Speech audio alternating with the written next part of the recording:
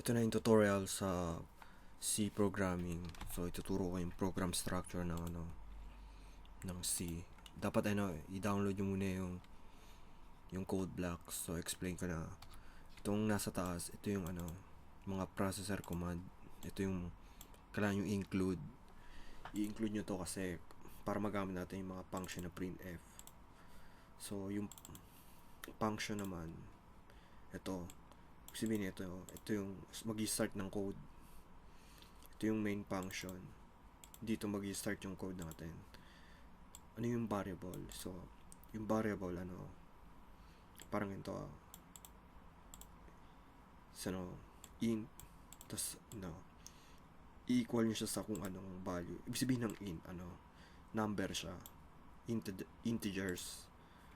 Itong print naman para i-print natin yung function. Tapos yung return 0, kapag nirun natin yung program, yung main, ibabalik niya yung 0. Kapag binalik niya hindi 0, ibig sabihin may error yung natin, program natin. Ayun yung ibig sabihin ng return 0 dito. Ito yung sa program structure ng C. Madali lang, tandaan lang to. Ito yung pinaka basic. So pag nirun natin, ayan, hello world 2019. Ayun, yun. Ito yun, tandaan nyo yun.